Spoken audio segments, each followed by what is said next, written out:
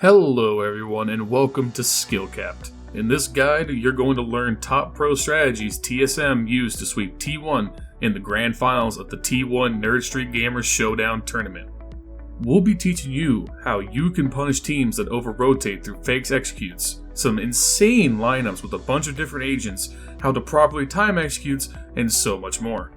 If you're someone who runs with a pre-made group and wants to learn the meta strategies the pros are using, or maybe you're just a solo player who wants to know how to do something other than 5-man rush, then this is the guide for you. Before we jump into it though, make sure to subscribe, hit that bell icon, and like the video to get more premium guides just like this one with one goal in mind, helping you become a better player. Alright, let's get into it with game 1 of TSM vs T1 with TSM on the attacking team on the map Haven.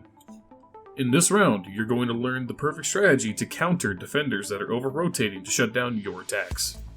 This is one of the most common reasons why attacks fail, especially on a map like Haven, where defenders can often stonewall uncoordinated attacks. So what is this pro strategy that TSM uses? It's fake and execute onto another site to bait the defenders into rotating. Check out what this does. TSM is able to freely walk into a site with no defenders and no resistance. So how do you do this? Step 1 is getting close to the real site you intend to execute your attack on without being seen. Watch how TSM has their cipher smoke off A long. This way they can sneak in multiple members into sewers and get close to A while limiting enemy intel. They're walking this whole time, making sure to make no noise. Getting close to the site without being seen has two major benefits. The first being that you will actually be able to hear the defenders run when they try and rotate out of the site, informing you that the site is empty and can be easily taken.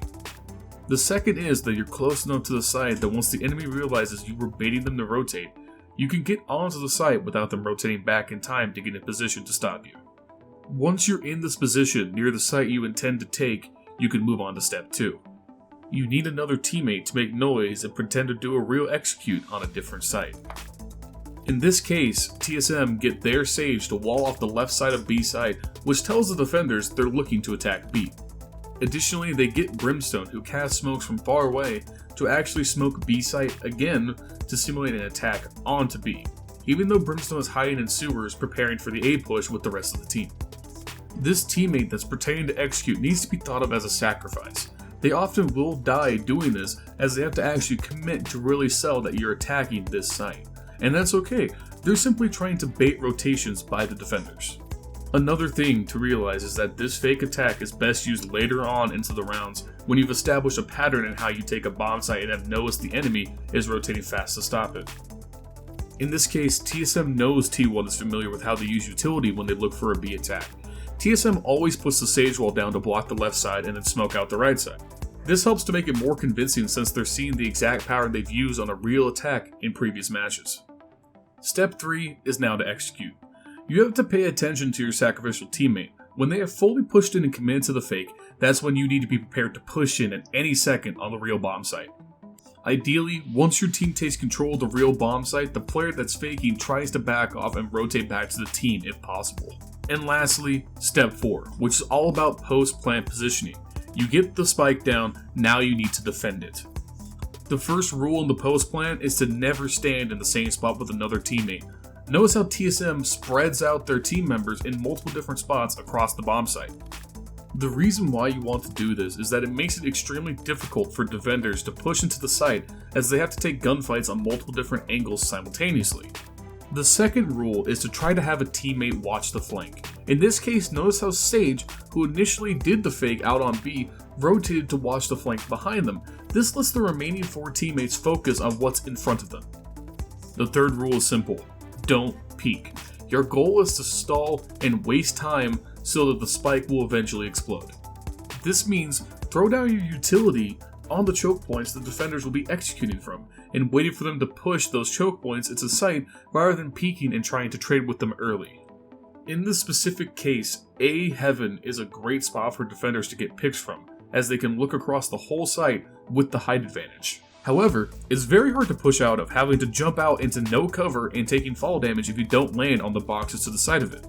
TSM know this, and is not peeking A Heaven and focusing on controlling A Link, which is a much more powerful area for the defenders to push out from. By following these post-plant rules, They're able to stop the defender's retake and successfully win the round. It's important to note that doing fake executes can be risky, as when not coordinated correctly, it can be disastrous for you and your team.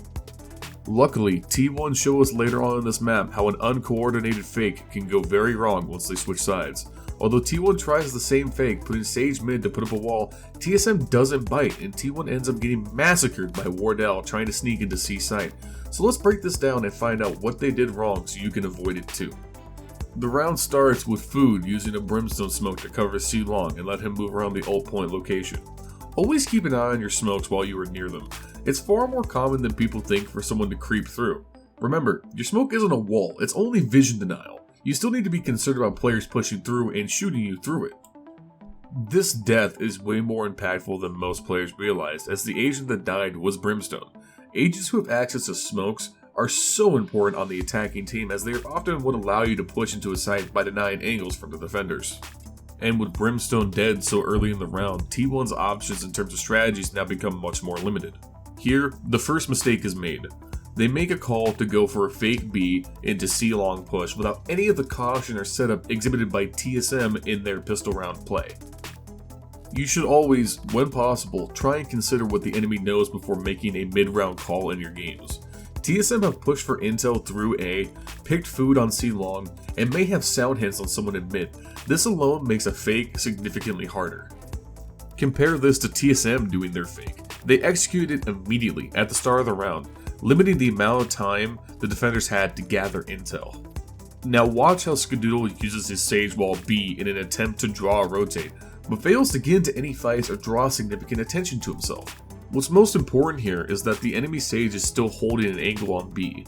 This means that the defenders, TSM, know that the attackers have not committed to an attack on B site. This is why they know not to rotate. Compare this to what we've seen already, where we saw TSM drop a smoke down on the right side of B, deny that angle so T1 had no information on whether they were pushing into the B site, which caused them to rotate. This allowed TSM Sage to push in much deeper, making that fake attack much more convincing.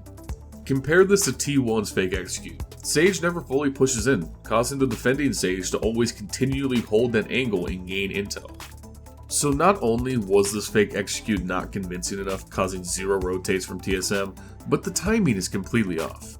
In fact, the push is so unorganized that Brax on Raze, who tends to entry frag in their attacking plays, is nearly into the site on C before he realizes he has the spike and just drops it in the open. This moment really highlights how disorganized T1's attempt at a fake execute was compared to TSM's, and how much this contributes to the strategy's success. I feel like everyone has been here at any level of play. An intended strat falls apart, and someone makes a secondary call without the ability to use any of the necessary things to execute that strat in a vacuum. In this case, a fake can't just be used off the cuff. While T1 certainly made it very easy for TSM to win that round, some of the stuff they did defensively on Haven is of interest. In your average Haven game, it's common to see one player C, one in Garage, one B, and 2A. C and A are the easiest sites to lose and most difficult to retake, so teams focus on keeping those areas in check. TSM take that concept of reinforcing A and C to the next level by literally putting no one in Garage and having Sabrosa watch the C connector from site, and having Hazed play B from the A connector ready to rotate fast and put a third person onto A. This is an emerging meta we're starting to see on Haven from pro play, where defenders are basically inviting the attackers to push in and plant B site, confident they will have success in the retake. This then allows them to stack the more difficult retake sites A and C. Game 1 of this series is summarized simply as TSM taking, controlling, and never letting go of the momentum. It was a wash, with T1 really never getting started. Game 2 starts with TSM on defense on Valorant's newest map, Ascent. With Ascent being so new, it's been a whirlwind of a developing meta, and what's shown here is how to use every bit of utility in your own games to make your pushes as effective as possible. Speaking of utility, the team compositions for this map are incredibly interesting. Both teams favored a massively defensive core of Sova, Cypher, and Omen. TSM fully embraced smokes and stalling with Phoenix and Brimstone, and T1 opted for entry utility in Breach and the hard stall provided by Sage. Ascent is a big map for Valorant. It has long, wide sightlines and many flanking opportunities. A common mistake you'll see in average play is that teams who favor heavy duelist usage and only 1 or 2 utility picks will struggle to both contend mid and have what's required to smoke and execute onto sites. So these setups from T1 and TSM could be useful to you if you have a pre-made or time to coordinate in the character select screen. With the current lack of replay, it can be hard to see in detail unique setups or lineups for various utility in the game. But here we got lucky and caught a glimpse of an amazing Cypher camera and a simple but useful Sova Recon Dart lineup. This Cypher camera on B may be one of the most useful spots in any map, and any of you Cypher mains out there will surely benefit from it. Simply start outside of the market door on the landing area before dropping it down into the site. Pull out your camera and aim as high up on the sign over B main as you can get it, and deploy. Enter the camera and point it straight down, and there you go. A camera that could not be shot by someone exiting B main or B market without pulling their sightline so far off where enemies can be that they essentially either have to ignore it entirely or put themselves in a bad position by taking it out. The Recon Dart shown is a great utility dart for Sovas who play towards A or tree. In the garden room, look towards A main and align on the left wall where it just begins to curve outwards towards heaven window. Aim up to some leaves hanging over the garden, and it's anywhere from half the first bar to a full first bar of charge depending on where you want the dart to land. Want it more in A main? Less charge. More towards spawn? More charge. And with these setups done, let's get into the rounds. Timing executes is the key to success. If a push is disjointed, it will have a much greater margin of error. T1s show off perfectly in this pistol how if you can get your whole team to push at roughly the same time, hard to penetrate bomb sites can be broken wide open. The round starts with Brax and Crashies using their Omen and Cypher utility to take mid control. A camera on the wall and a smoke top mid are all that's needed for them to begin creeping down catwalk towards tree room. Meanwhile, the remaining 3 attackers are in A main making no noise. They want to hold off as much intel for the defense as long as possible, a concept that all of us can benefit from integrating more into our games. I think it's important to touch on how patient T1 are in this attack. You may have found yourself in a similar scenario. You're slowly getting towards where you want to push and you get smoked and delayed for several seconds. It's hard in this position to not get nervous and to wait out the utility. You're worried about the flank, worried about them over-rotating and spoiling the attack. In these situations, remaining calm and sticking to the original strat can pay dividends. Watch how as soon as the brim smoke clears in tree, how Brax and Crashies instantly call to push. They burst through into sight using their smokes and Cypher cages to shut down garden and make it easy to shut the tree door and lock the site down. What's interesting is that T1 take the site with no one going down. All players are still on the board as the bomb gets planted. Here's where T1 begins to fall apart. They have essentially nowhere to go and split up sight lines during post plant. With tree door closed, there's A main, heaven, hell, and just on site as places to stand. TSM are in heaven, they know that, so 2 players quickly back into main while Brax, Skadoodle, and Food are left really stuck on top of each other. Brax shows you what not to do in the situation by jumping up to peak heaven with no assisted utility from Brimstone, Sage, or anyone. In general, you should always try to limit what's called dry peeking, or peeking angles with no utility to break the enemy sightline, especially in a spot like the heaven jump, as you were peeking into an angle with an accuracy disadvantage. Once Brax is taken down, the post-plant defense falls apart quickly. TSM make good use of not giving T1 even a moment to breathe. Another good technique for you to take away is it's insanely advantageous to get aggressive after the first pick is gone in a retake. The first frag could destructure the whole defense and allow you to burst into the site, which TSM does. T1 know their site control is very bad, and too late into it decide to send Crashies through mid again to disrupt the tree push. But it's too little too late, and TSM perfectly traded for site control and the round is won. But not without many valuable lessons for our own game being demonstrated by both teams.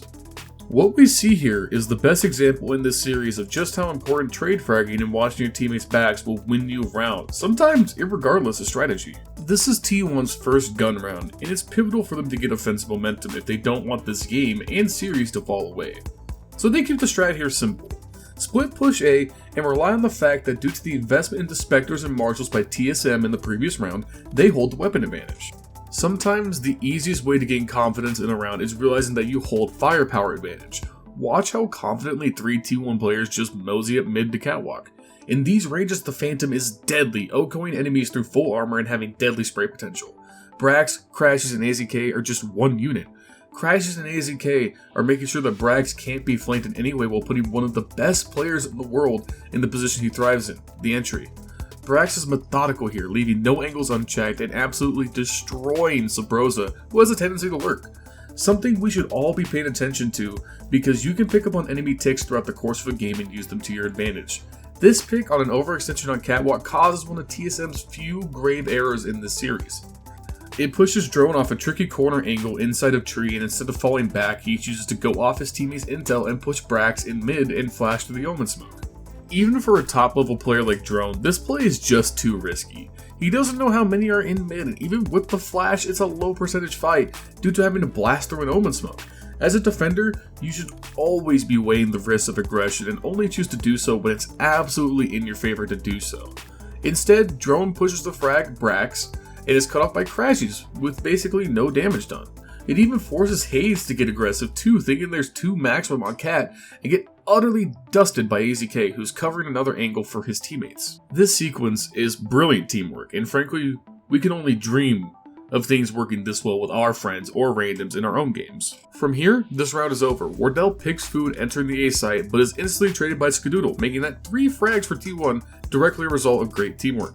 Something you Sage players should definitely be more aware of is how Skadoodle doesn't hesitate to res food in a 1v4 scenario. The reason being simple. There's no reason to hold on to an ultimate when preserving the economy is much more valuable right now.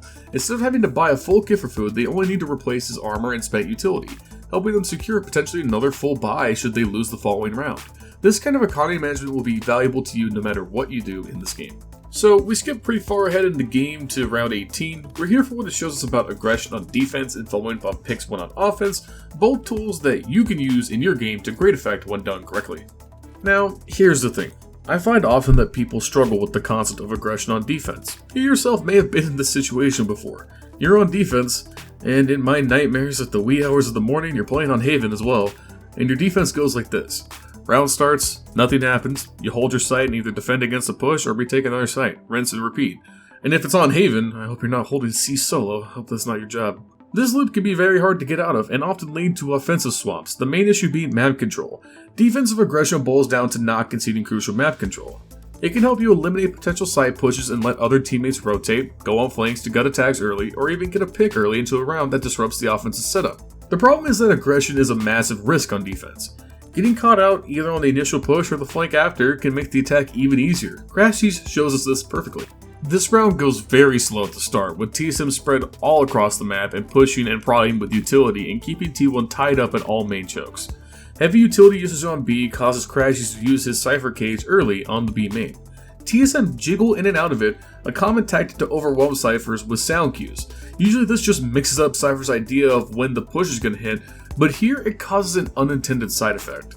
At this point in the game, T1 are desperate to shut down TSM hard and string rounds to potentially stay in the series. You may have been in a similar spot in your own games, down late in the game and absolutely needing a breakthrough to make positive momentum on the scoreboard. Crashies tries to do so here. Brax smokes B main and Crashies tried to creep into it. TSM are just one step ahead of him and have Drone inside the smoke watching the entrance, and Wardell is pushing his Silva Drone through as well. Crashies just gets caught out and is picked accordingly by Drone. Now, while I would strongly urge you to not push like Crashies, you should definitely do as Drone and TSM do here. Watch how much time is spent between Crashies being fragged and the bomb site being secured. It's a little over 10 seconds. This is one of the biggest flaws I see from many players at all levels of play. No matter what happens in a game, I think it is important to always play hard off a pick on a bomb site. If you hesitate to push after such an opening, it can turn a sure win into a coin flip. You will never find an easier time to execute on site than when a defender is first fragged off of it. Going fast with your teammates is one of the best ways to end the round on the spot, and too often I see pushes disjointed with people not wanting to follow behind an entry player. Once the spike is planted, this round is basically secured. The B side on Ascent can be miserable to retake without utility from characters like Raze, Omen, Brimstone. The best T1 have is Silva Darts and a Breach ultimate, but TSM just refused to allow them any momentum in this match, and in this series. Drone utilizes his run it back ultimate to get 2 picks in B alley, and at this point it's just Skadoodle all alone, who falls to Haze in mid. It's just wonderful stuff from TSM, who managed this whole series, it seems, to never fail to capitalize on a T1 error. And that's all we have for today. So who's your guys' favorite pro team or pro player? Let us know in the comment section down below, as we may just make a video on them. And while you're down there, make sure to like, subscribe, and hit the bell icon to get more premium guides like this one with one goal in mind, helping you become a better player. We here at SkillCapped want to thank you for watching, and we'll see you in the next one.